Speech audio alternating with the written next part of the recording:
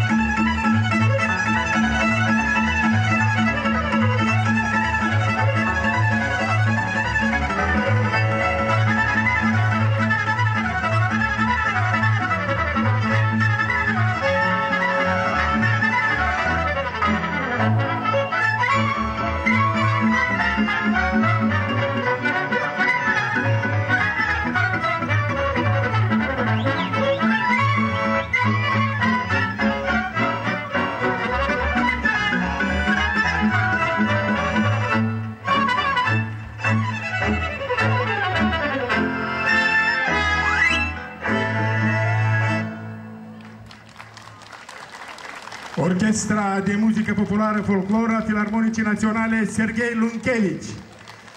Director artistic și prim dirijor, maestrul Petre Neamțu, artist emerit. Bucuroși de oaspeți, prieteni! Bucuroși și noi să venim aici la dumneavoastră în această zi frumoasă de sărbătoare, la sărbătoarea dumneavoastră, un sat de oameni gospodari creștini care știu a-și îngriji moșia, a-și crește copiii, a crește pâine, știu a munci și a-și face sărbătoare. O sărbătoare, într-adevăr, de zile mari, Sfântul Nicolae, și Domnul ține cu noi, ne-a dăruit la această sărbătoare o zi deosebită și de aceea și-a venit cu cea mai mare plăcere aici în ospiție la dumneavoastră. În primul rând, ținem să mulțumim celor care au contribuit la această sărbătoare, organizatorilor, și nu putem să nu numim, ar fi păcat să nu menționăm chiar de la bun început, Sergiu Murarenco și Leonid Țurcan, reprezentant al firmei Șerif. Vă rog să aplaudați, căci merită. Apropo, zilele acestea, Sergiu Murarenco a împlinit o frumoasă vârstă, a fost ziua de naștere. Noi îl invităm aici, domnule Sergiu Murarenco, vă invităm aici în fața tuturor, vă felicităm, vă dorim mulți ani sănătoși, cu aceeași lumină făuritoare de rod, domnul Sergiu Murarenco. Unde este? Aici? Și haideți să-l aplaudăm. Aceeași dragoste de oameni de viață. Aplauzele dumneavoastră și flori din partea noastră.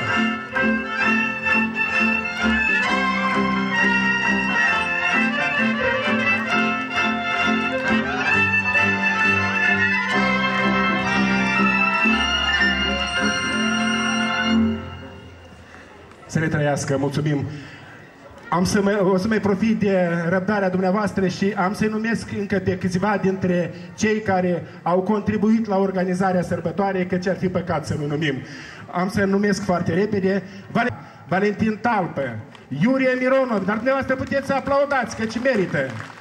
Iurie Mironov, Albert Alexeiev, Vitalie Evtodiev și Alexandru Evtodiev, Anatol Zaharov, Ivan Jevilic, Vladislav Alexeiev, Artur Lupolov, Anatol Corotnean, Ivan Badașco, Tatiana Turculeț, Iurie Darie, Oleg Cechirlan, Roman Zandelov, Grigori Muntean, Ghenadie Tatar, Galina Știubei, Sergiu Gârbu, Vitalie Turculeț, Vyacheslav Roșcovan, Ivan și Moisei Vitica, care ne-au pus la dispoziție către sărbătoarea aceasta materiale de construcție, au frumusețat-o să fie frumos.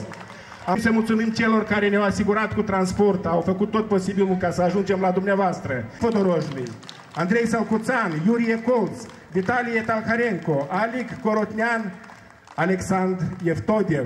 Și desigur trebuie să menționăm, să mulțumim și gospodarului de frunte al satului, primarului Andrei Manoilov. Vă mulțumim, dragii noștri, pentru această frumoasă sărbătoare. Vă mulțumim că știți a vă face sărbătoare. Lume, vă invităm pe toți mai aproape, căci am venit în fața dumneavoastră cu un buchet din cele mai frumoase melodii ale neamului. Sunt sigur că le cunoașteți și soliștii și orchestra folclor, în frunte cu maestrul Petre Neamțu, vi le închină cu toată dragostea. Așadar, orchestra folclor în frunte cu maestrul Petre Neamțu și solista Diamanta Paterău.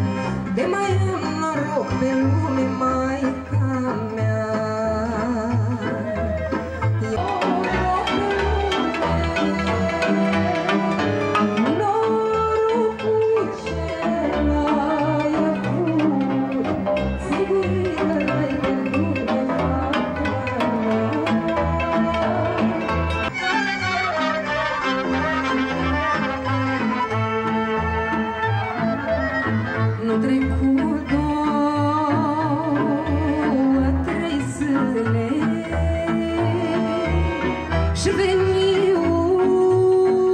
unul din lume, nevăzut, necunoscut. La măicuță i-a plăcut, măi, maica mea. La măicuță i-a plăcut, după dânsul m-a gădut, măi, maica mea. Nu trecut 5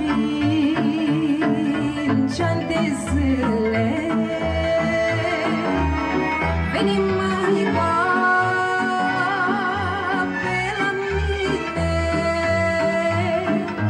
veni maica pe la mine, văzut că nu merge bine, mama mea.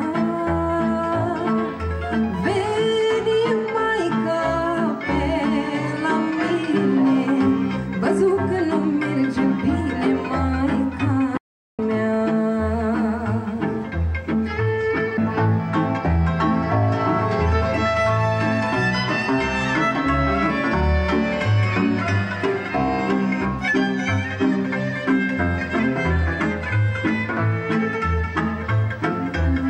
Și iar verde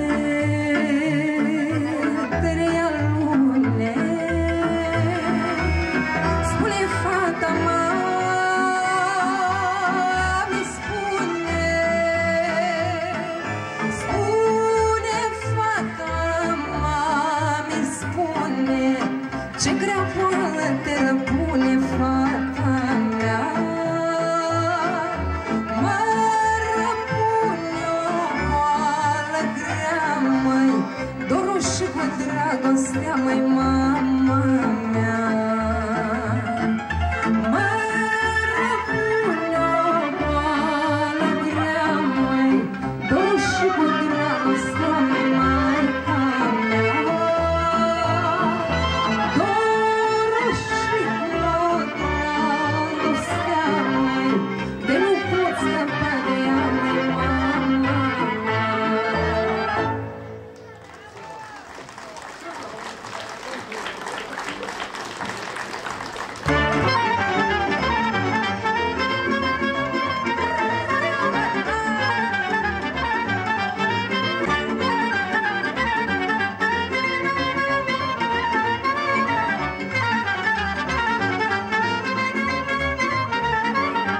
Sărba noastră de mult mai măi, dar dacă nici să o ascult, măi, și dacă mă prind în joc, toată lumea face loc, dar hai la sărba cu noroc, mai măi, și dacă mă prind în joc, toată lumea face loc, dar hai la sărba cu noroc, măi. Cine știe sărba bine, l-am da-da-da-da-da-da-da, s-o joace aici cu mine, l-am da-da-da-da-da-da-da, dar stă la unul, dreapta doi, măi, l-am da-da-da-da-da-da-da, dacă așa-i obicei la noi, măi, l-am da-da-da-da-da-da-da. Și sărba noastră e de mult, măi, dacă e sărba,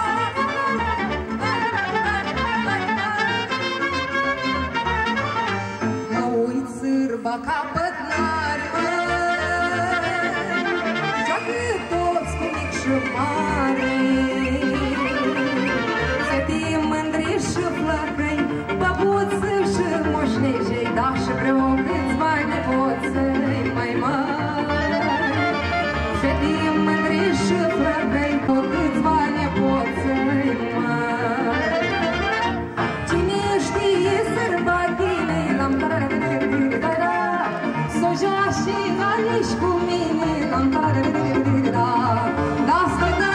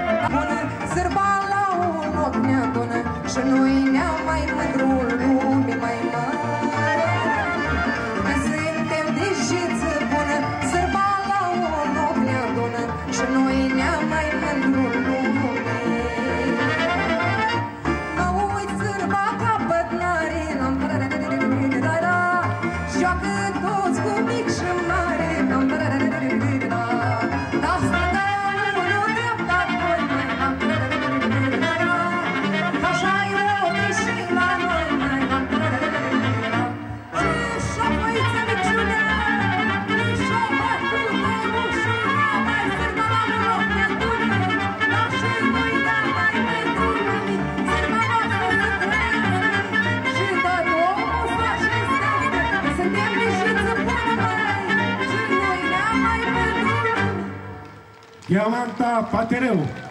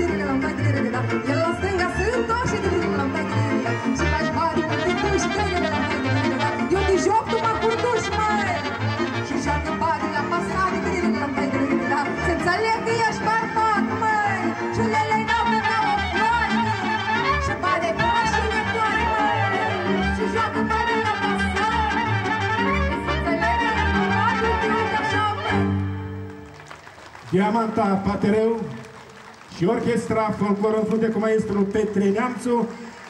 Dragii noștri, ne pare bine, sunteți cuminți, ne ascultați, cuminți atenți și totuși e sărbătoare astăzi. E sărbătoare în mod intenționat, am făcut-o, nu v-am invitat aici, în Palatul acesta de Cultură, ci aici, pentru a organiza o horă a satului, pentru a aveți lăutari, muzicanți vestiți în toată lumea.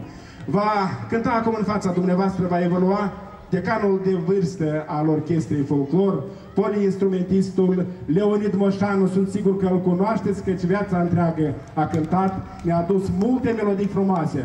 Multe melodii frumoase va interpreta și astăzi la ocarină, caval și fluier. Așadar, vă invităm la joc!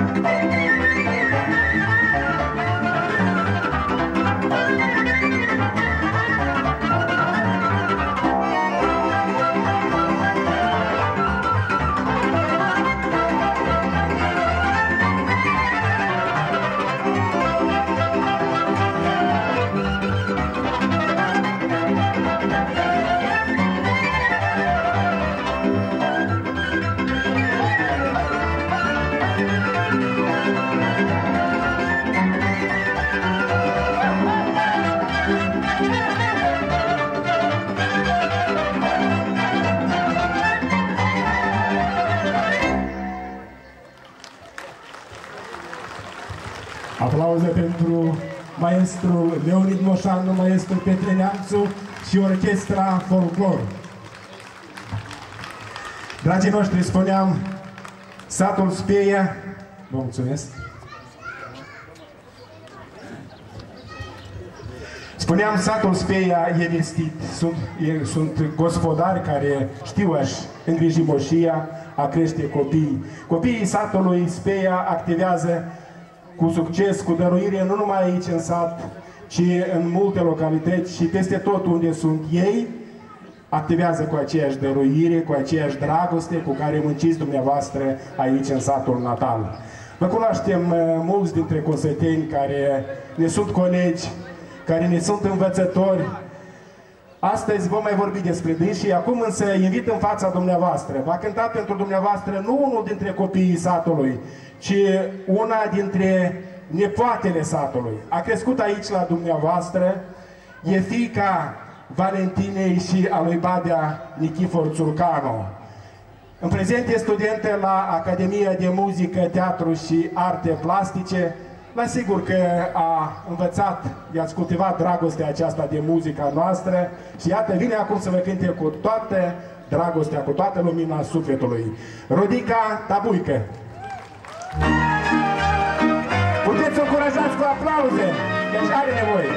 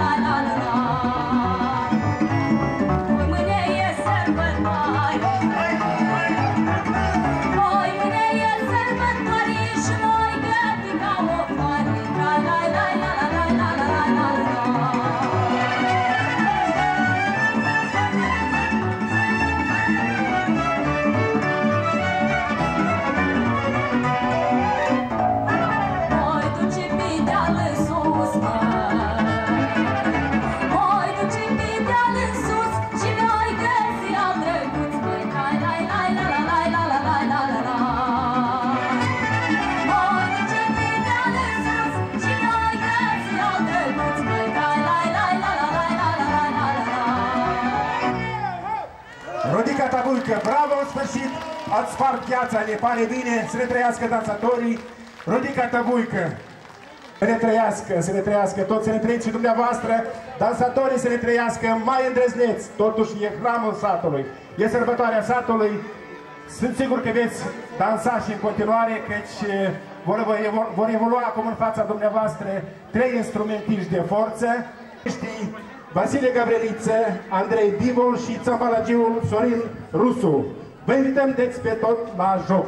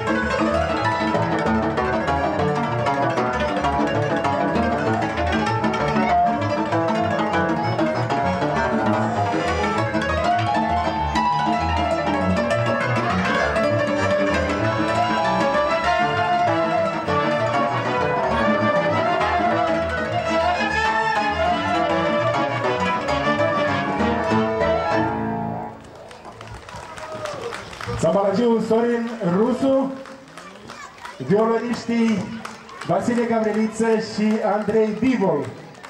Aplauze pentru acești lăutari înzestrați. Rețineți numele acestor muzicanți. Îi veți mai auzi neapărat la radio și televiziune. Bănuiesc vor mai veni și la dumneavoastră pe ospeți, vă vor mai cânta. Dragi prieteni, revenim la cântărețele, la solistele noastre. Avem încă multe, suntem singuri că le cunoașteți. Una dintre aceste soliste, laureata mai multor concursuri, interpretă de muzică populară, dar și de romanță, laureata Crizatemei de Argint.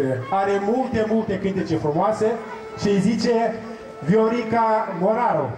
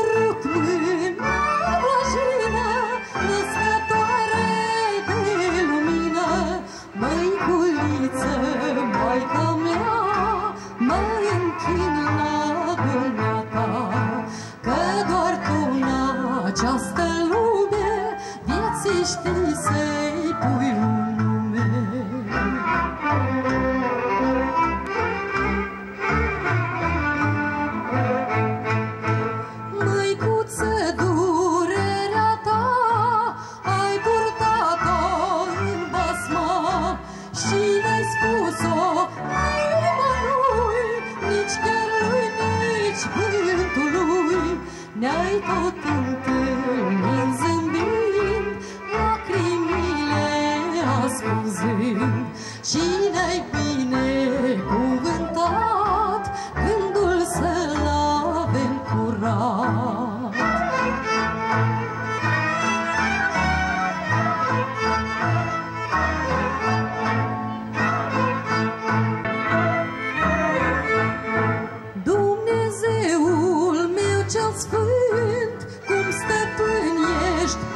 pământ.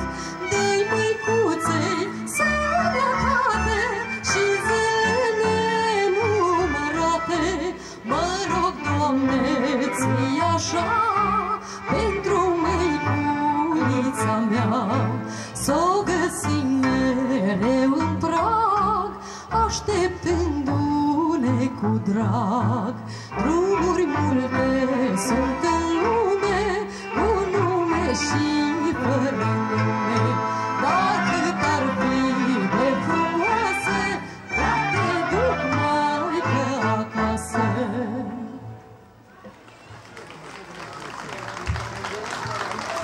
Azi mă bucur lume, lume draga mea, că-am mângâiere inima mea. Bucurie mare mi-a dat Dumnezeu, să am alinare la sufletul meu. Bucurie mare mi-a dat Dumnezeu, să am alinare la sufletul meu. O fetiță pe lume cu nume de floare, Viorea, floarea aleasă, care poartă nume.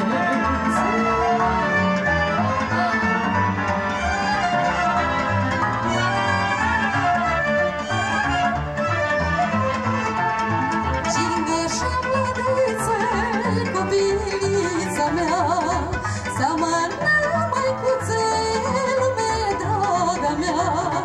Ia-mi de putere ca să o cresc eu, ia-mi de putere ca să o cresc eu.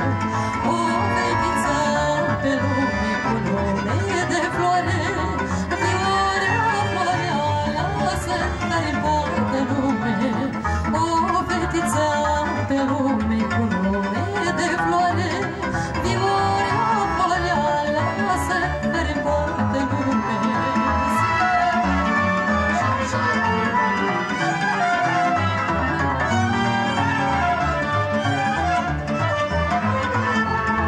Mă rog zi și noapte lui Dumnezeu să-mi dea sănătate ca să o cresc eu, să fie păcată inimioara mea, ea-i dragoste și viața, fericirea mea.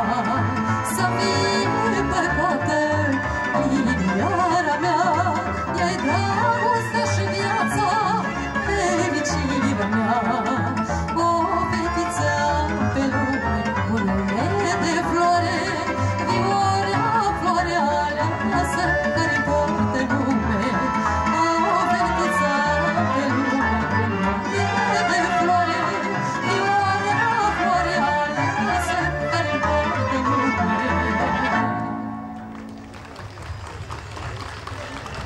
Și tănătoare.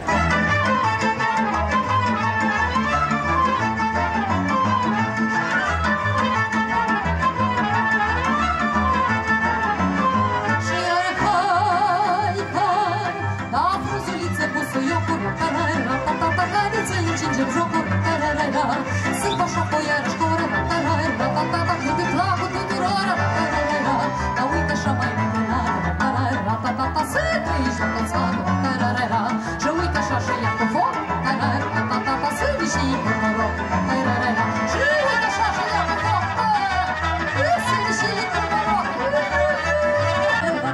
Ca frunza din pătrunjă, tarara, îi dă din loc și apăsat, tarara, ta-ta-ta, ca așa din mai lăsat, tarara, păi odată ia ca așa, tarara, ta-ta-ta, asta-i bătuga mea, tarara, păi că se aude peste drum, tarara, ta-ta-ta, chiuiutul din străbun, tarara, îi dă din loc și mai lăsat, ca frunza din pătrunjă, odată ia ca așa, asta-i bătuga mea,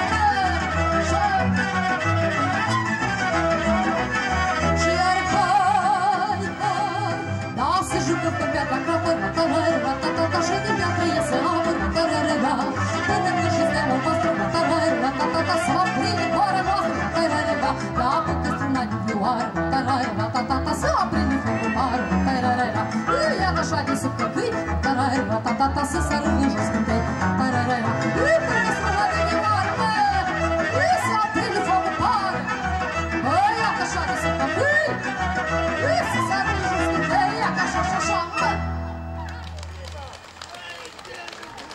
Viorica Moraru. Viorica Moraru, Orchestra Folclor-Înfute cu maestru Petre Neamțu și dansatorii satului Speia.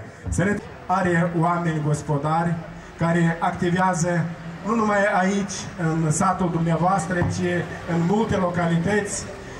Ne-am referit la unii dintre aceștia. În continuare vreau să îl invit, dacă se află printre dumneavoastră aici, unul dintre feciorii satului, domnul Dionisie Chiroșcă, maestrul Dionisie Chiroșcă, profesorul, dascălul Dionisie Chiroșcă, care i-a învățat pe mulți dintre colegii noștri. La dumnealui a studiat acordeonul și maestrul Petre Neamțu. Domnul Dionisie Chiroșcă, iată-i aici. Întâmpinați-l cu aplauze, căci într-adevăr e unul dintre puținii dascăli, maestri, care îi învățau pe discipolii dumnealui, era o lecție nu numai de maestrie, ci și de omenie. Maestrul Petre Neamțu de multe ori a fost în vizită la dumneavoastră, a fost acasă la domnul Dionisie Chiroșcă, a învățat mult de la dumnealui. Haideți să-i aplaudăm, să-i mulțumim, să-i dorim mulți ani sănătoși. Plecăciunile noastre maestre, vă mulțumim pentru tot ceea ce ați făcut și în continuare cu dragoste și recunoștință pentru domnul Dionisie Chiroșcă va urma o melodie, câteva melodii interpretate cu drag, anume pentru dumnealui. Vasile Rusu.